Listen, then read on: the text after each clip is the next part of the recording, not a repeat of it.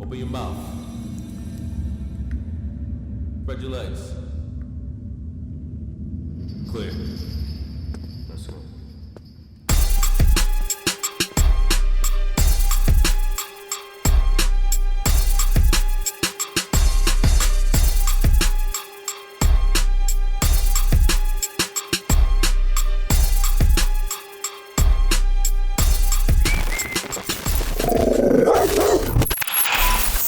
Yo, what up, what up? It's your boy Pistol P. Welcome back to Dog in the Yard. And as you can see, we're here, Brooklyn Bridge. You got everybody in this bitch going back and forth from the city to Brooklyn. Today we got J.O., you know what I'm saying? J.O. from Yonkers, did 15 years prison term. Turn around, doing great things. But with that all being said, let's get right to it, man. You already know, J.O. Salute, my brother. Dog in the Yard. What up, what up, what up? You already know, it's your boy Pistol P. Welcome back to Dog in the Yard. Today we got J.O. in the building from Yonkers, man. What's up, Jay? You already know me. What's up, brother? How you been? I'm good, man. That's what's up, I'm here, man. I'm here. So what's up, man? You born and raised in Yonkers? Yeah, man, my whole life. From where? Southside, Lawrence Street, South Broadway. How was it getting raised out there? So for me, it was a little different, you know what I'm saying? Like, I had my transition really, when it came to being in the streets, was real young. You know what I mean? I lost my pops to the system when I was 10. Okay. You know, he was a bricklayer. So like a lot of like my household conflict looked different, you know what I mean? So you was raised with, your mom's raised you? And then my step pops. Okay. Yeah. Okay, so did that like conflict with as far as you getting into trouble or something like that? Yeah, facts. So like, you know, when I tell my story, we start from that point because it was when that transition happened for me, right? So my pops went away to the feds, got deported to DR. Okay. You know what I mean? I'm 12, 13. Okay. Ain't no positive role model in my life no more. And my mom couldn't really, you know what I mean? Like she couldn't really figure it out. Then the feds raided my crib for my step pops. Right? So now I lose 2 male figures in my life. All right? So now I'm 13 and that's when I start to flirt with the streets. At 13? Start going outside? Doing knucklehead shit, but I started trapping early, selling weed. Okay. And what year you started getting, like you got caught, got in trouble and all that? Oh, 4 years in. I'm 17. 2006, 17. I caught my case. And what, for what? Manslaughter first degree. Well, I was indicted on murder in second degree, copped out the manslaughter in the first and gang assault in the first. You caught a body in Yonkers? Yeah. For what? You know, situation happened with a so-called friend of mine called me to a situation. You know how that go, right? And shit went left. You was being a loyal friend and you pull up and shit went the wrong way. Facts. So and that cost you how many years? 13. I did 12 and a half. 12 years. I copped out the 15 flat. How much? 15 flat. For those that don't understand the whole new system as far as like in New York State, what that means? So 15 flat is that you get sentenced to 15 years, but with good time you could do 12 and 10. And then if you're doing even better, like going to college, you do 12 and 4 or 12 and 5. Okay. So basically with good time, you get some shaved off your sentence. Wow, and that was your first time in jail? Nah, that was my third charge. My first 2 was an assault, robbery. I beat the assault and the robbery. What jail you wound up going to? Well, county jail first. Valhalla. County jail? Valhalla. Oh, Valhalla, yeah, Valhalla. Westchester, yeah. I ain't touched the island. Okay, yeah, Valhalla. Word. And then 17 is when I caught the real case, and that was my first time going to prison. What year was that? 2006. 2006, and you went up top? Up top. Took my trip. Traveled. Yeah, so you went up there. How was it? It was a little rundown. You know, yeah, for sure. You know? So imagine I'm hitting the yard at 18. My first jail was Sing Sing. I went from county jail to downstate. You know, you get that whole experience, and then from there I landed in the swing. My first block was A block. Okay. 88 cells each tier, right? There's 10 blocks. You know, first walking in, for me it was weird. Like I tell people, right? Like I was kind of excited but scared too. I was excited because I was kind of like on an adventure, right? Like I was gonna experience you something. was on a trip. Yeah, and we only can imagine what it's like until you're there. Yeah. At the same time, like once that gate closed, you locked in. You 18 years old, you realize you ain't coming home till maybe you 30, right? So it was real. It was real, and my bid was interesting. You know what I'm saying? So you want to be in the city for how long? My first trips, I was there for like 8-9 months. You know, it's a status called transit. So, you know, you land in jail, if you're not general population, you transit, you might be there for a month to a year. Then they ship you to the mountains. My first stop was Comstock. Okay. Or Gladiator School. Okay. And how was that? That was real. I ain't gonna hold you, it was real. That's when I felt like German and Herbert don't work there no more, right? Yeah, well, they was when I was there. They was more calm though at the time though. From like the rep that you might know him from. Yeah. It was calm, but it was still sticky up north like at that time. For those that don't know who's German and Herbert, who's that? That CO, I know German, I ain't know the other one. CO that we had the major reps to fight niggas one-on-one and all that. Yeah. Yeah, short. I mean, I ain't really engaged with him too much, Okay. but I know him, man. How long you was on in Comstock? About like 11 months. Okay. And then how was that? That was real. That's when I first seen my first knife fight. You know what I'm saying? Share that with us, man. Yeah, for sure, for sure. I'm definitely gonna ask you to share with us any worst thing that you ever seen that you can always remember. Yeah, that nah, never left facts. your mind. You know, you Facts. still home and you could be like, you tell one of your boys, yo, I seen some shit like. Yeah, facts. So fuck the knife fight. I'm gonna talk about my first time seeing police or hearing police breaking a nigga up. You know what I'm saying? And I tell, you know, I do work with the youth now, so I tell young boys that like the one thing I took away from doing my time was that I realized how powerless we are in there, right? So we in the soap shop, son cut a nigga over, son saying some slick shit. Yo, no lie, like 60 officers, homie. If you was in Comstock 2008, you remember the fresh CO that came in was like 7 feet. You know what I'm saying? He was leading the whole pack. They made everybody stand face the wall. You know, 7 to 8 each individual. Mind you, I'm 19 at the time. And I'm hearing them taking this young boy and breaking him up crazy. I'm talking about crazy, screaming, bones, collar, everything's just crazy. And they banging on walls, they screaming. And I tell niggas, man, that's the first time I felt fear like from another man. I realized how powerless I was because I couldn't turn around. I couldn't want to say homie if I wanted to. No, you would have got broke the fuck up too. It was a lose-lose. Absolutely. You know what I'm saying? There was other comrades there and they all, you know, we all played, but we played our position. It was like for me as a young boy taking that to the cell was like, yeah, this is real. You know what I'm saying? Comstock not like Sing Sing.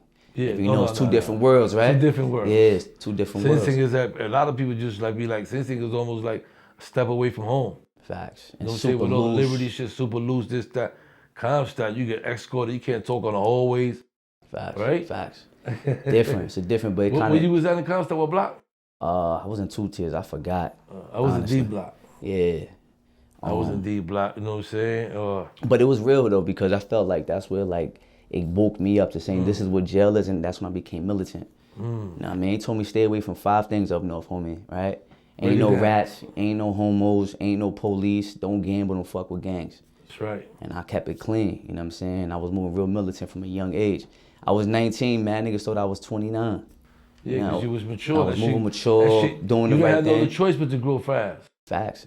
Facts. You know what I'm saying? Because if you don't, then you wind up coming home with scars in your face. Facts. You know what I'm saying? Facts. You already know you come back out lumped out. Yeah, facts. You know, so you was in Comstock for 11 months and then I got to transfer back to the swing. Because you could put your education transfer now. So now I'm trying to go to school, right? Okay, yeah. So I got that transfer. I landed back in the swing. So you went back to Sing Sing? Yeah. Now I'm GP. Now I'm there to stay. Now I could like, you know, really, you know, my family come see me now. I could apply for the college program that's there. You know, I get my weight up. Now I know I'm not in just in limbo. Right. You know what I mean? Because Comstock was too far for my peoples. Yeah. Matter of fact, got my first trailers in Comstock. Okay. Because I had got married.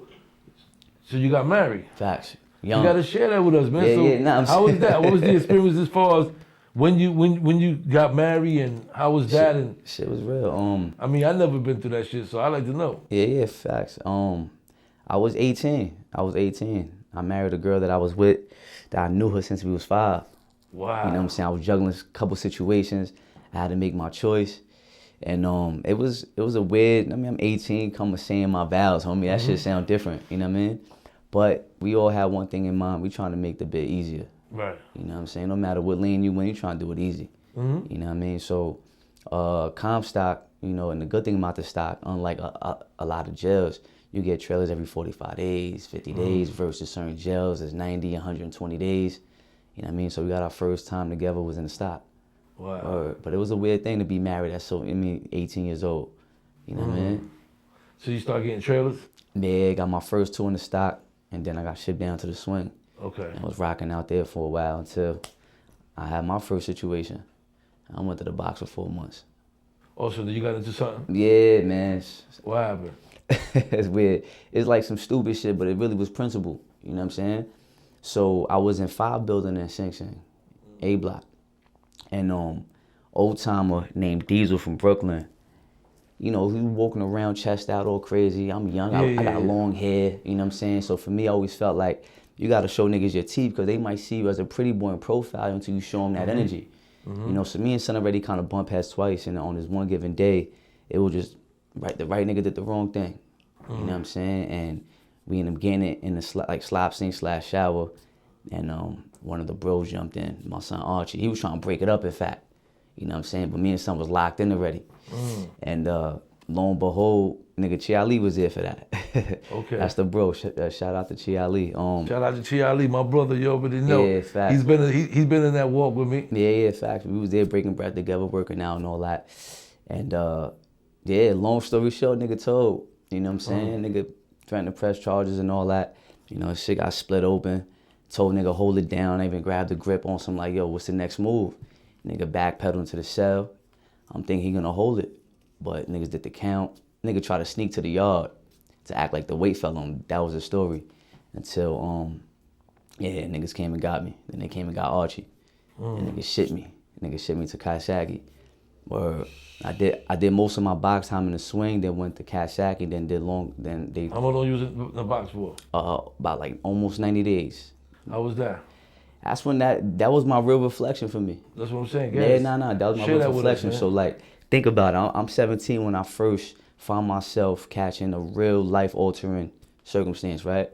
So like reflecting on choices. That's when I learned about choices, right? Like the consequence of your choices. I create a good situation. I find myself acting on impulse. Right. And now I lose everything. I lose my trailers. I lose being closer to home. I lose to being convenient. My peoples can't come see me that easy. You know, we eating good and, you know, Sing Sing is a whole nother experience. So it was that moment that made me realize like, yo, I gotta like move like a leader. You know what I'm saying? And not act on impulse. This situation just caused me 4 months in the box and almost a new charge, right? I'm already 6 years in. So now my whole situation altering. Now I'm in the box. I'm just thinking, ain't no that shit. You doing what you can to bypass time, bro. You working out, you reading, you on the gate, you talking shit when you trying to hit the rec for your 1 hour. But for me, it was like, all right, where am I gonna go from here? Right. You know what I'm saying? So she was in the box for 3 months and then they shipped you to Coxsackie. Coxsackie. How was that? That was another real experience. Coxsackie, as you know, homie, was 300 niggas in the yard, 6 phones. Center yard? Yeah, Center yard. Yeah, no offense, that's a fact. It was cool, you know what I'm saying? Cause like I knew niggas from my other 2 spots already. So I landed, I was good, you know what I'm saying? They set me out, I had access to the phone.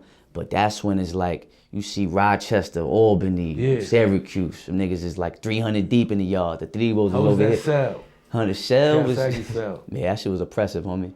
Shit They had a small little as window, you know what I'm saying? You window. can't talk on your gate, you know what I mean? Yeah, it definitely was a different experience, so at least mentally though. Yeah. You know what I mean? So when you in the swing or even Comstock, you got bars, Right. right? But now you closed into this little ass fake room. Yeah. You know what I mean? You got that little You window. you could touch the wall. Facts. It's little. Like this. It's little. As soon as you go like this, you can feel the wall. Facts. That shit was a mental war though. Coxsackie was like more of a mental war than anything. Yeah. Yeah, like the way you had to move to navigate getting into shit with police was different too. Yeah. You know what I mean? I was word of my mother, being in this mess hall, yard, the main conversation niggas had was like, yo, I can't wait to put my transfer in. Yeah, that's the first thing out your mind. Niggas want to leave, want I to go left. somewhere. I left there, but I ain't go. I was there in a riot. One of the biggest riots in Coxsackie. So I left out of there. You already know. Yeah, I went facts. like that the hard way. Yeah, facts. But and what year you came home? 2018. And you been home since? Yeah, I've been home 4 years, homie. Got on parole? In 3 years, 3.5 years. Where I got off last May. Last May? Word. That's good. Facts. Congratulations, that's good. And ever since, what you been doing? I mean, I came home, man, like my stories, you know, it's a form of success, right? Like when I first came home. That's what we want to hear because it's You want important to change for that? the youth. Yeah, You know for what I'm sure. saying? Well, so to kind of delve into that, right? So after my my little trip to the Cat and all that, I landed in Swing. From there, I went to Easton.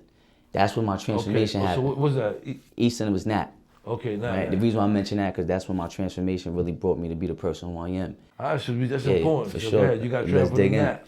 So I'm in NAP. NAP is like honor jail though, right? Yeah. That's where everybody trying to go. Trailers is flavor. Schools available, mad programs. You can work out, the best fitness program there. So that's when I really started taking my time serious. And I got into a college program.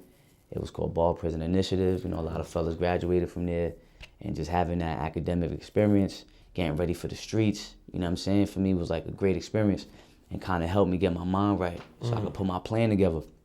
So what's interesting is that when I got released in 2018, I had a whole nother plan for myself. My plan for myself was to, you know, get into the fashion industry. So what I studied for my undergraduate thesis was street fashion. Okay. Right? Kind of dissecting, analyzing why we dress the way we dress as poor Right. black and brown people. And I got real deep with it though. 136-page thesis. Make a long story short, my whole interest was to get into the fashion lane, but curating spaces though. Right. I wanted to curate, you know, art exhibitions, fashion exhibitions. So within my first 2 months, I applied to Parsons, the new school. Right. And I got nearly a full scholarship. You know what I mean?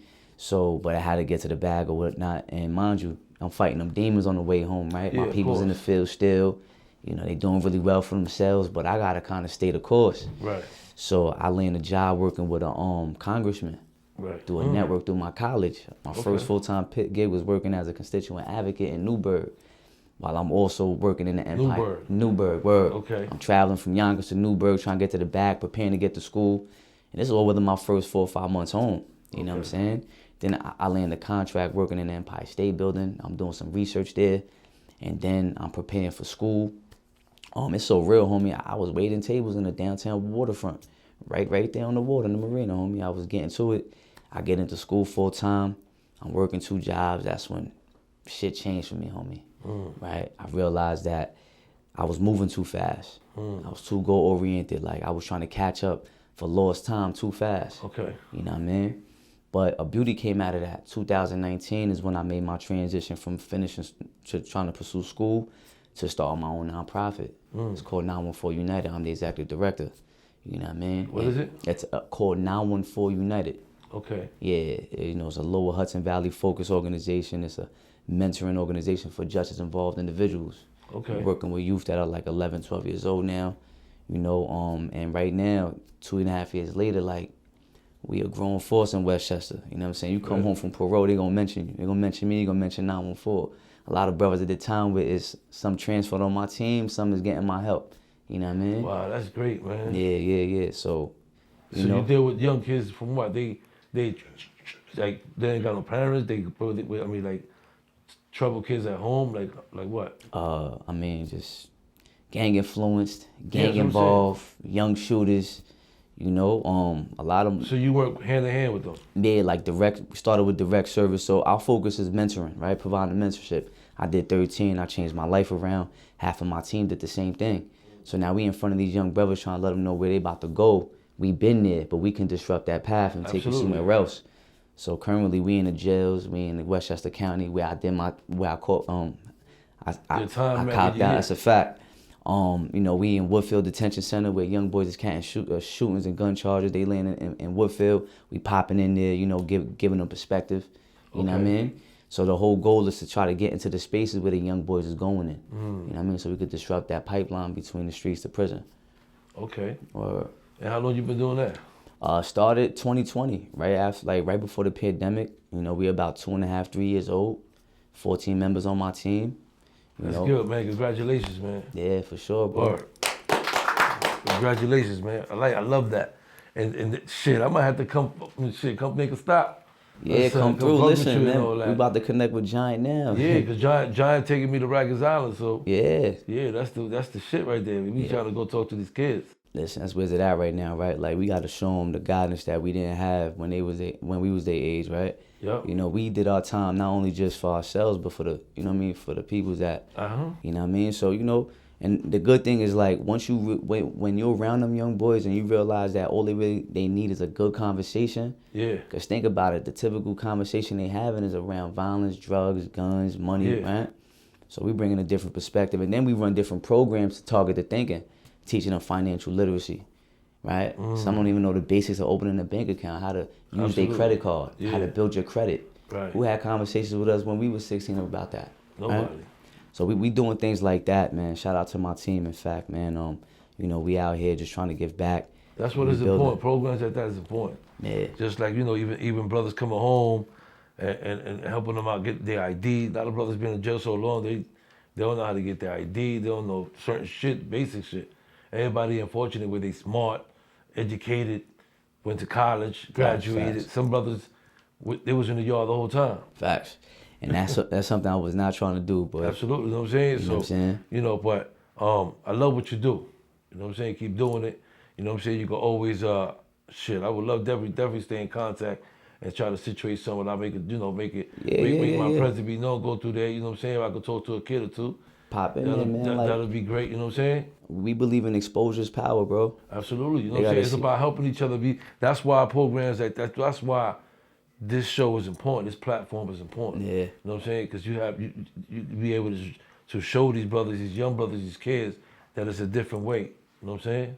Fact. Feel me? They just, you know, thinking that everything is just, you know, you already know, it's just, we've been through that. Yeah. You know what I'm saying? So we can't judge, because I don't judge, you know what I'm saying? Because I was a fuck up, you know what I'm saying? Yeah. So for me to speak to 1, 2, shit, it's great, you know what I'm saying? Facts. You know what I mean? Because they look at it like, wow, Pistol. Most of them be like, damn, that's the G, yo, I thought you was, nah, bro, you know what I'm saying? Fuck all that. Yeah. You know what I'm saying? And that shit is a great impact for them. Nah, that's a fact. You know what I'm saying? And we getting them younger and younger too. I said, and we getting them younger and younger. Yeah. And you deal with mental health? I mean, not directly, you know what I mean? But what we do is, I mean, one, I'm an advocate of therapy, homie. Yeah, because mental health is very important, man. Big, it's big. Yeah, now I advocate that, man. Like, sometimes you need perspective, right? So we have other programs that their expertise is giving free therapy. You know what I mean? So it's like, I was seeking therapy at one point. Yeah. That shit is real. Like Me too. Yeah, that shit is real. Like, ain't nothing wrong with that. There's a big stigma around that. A lot of people just be shy, or they be ashamed. You know how it is. You in the hood. Therapy, that's for the white people. Bro, it's called toxic masculinity, homie. Niggas think that being a man mean that you can't cry, right? Or being a man mean that you can't have an honest conversation with your own demons, right? Yep. You know what I mean? So a lot of us wearing that mask, like, and the realest time is when you could take that mask over and really be you. You know what I mean? Right. So sometimes that space is safe, homie, and we need that. So we right. advocate for that. There's people come home 25, 30 years that I connect with. I'm putting them in position. Absolutely. There know you what I go. mean? Yo, That's here's a what it is. resource to the service. Boom. Yo, listen, just follow the blueprint. One more last question, man. Why you think a show like this is important for the kids? I mean, one, they see, they hear different stories, right? So even like I was saying earlier, I'm big on exposure. Absolutely. Right, so your platform is giving, you know, exposure to different stories, different walks of life. They can see that, like, you know, there's individuals who can change their life around, who've been through some shit and is now came through the mud but came out clean. You know what I'm saying? That's right. I feel like they need to see more of that. And I feel like that's the thing that's what's going on in our community. I look at it like we kind of battling against a toxic culture that shows them what a man look like, right? So they got to see other versions, is what I'm saying. I got you. You That's know what I right. mean? Facts. I agree with you. Well, listen, Jay, man, it was an honor having you, man. You know Yeah, what I'm saying? salute, brother. Appreciate getting And I love your interview. I love, you know what I mean? You focus, man. I can see that, man. Yeah. You know what I'm saying? I love what you do. You know what I'm saying? Just know this is your platform. You're always welcome back. You know what I'm saying? Any information, anything that's going to help what you do, we here. Yeah, for sure, man. Anybody watching, follow 914 United. You know, we got all kind of social media presence, websites. You see our presence. You're going to see the work that we doing. We be tuned in. And you already know it's your boy Pistol Pete, Jay in the building, man. Yeah. Dog in the yard. You already know what it is, man. We out of here.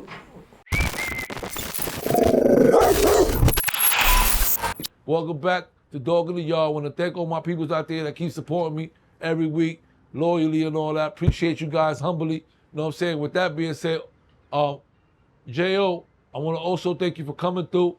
You know what I'm saying? Super legendary interview.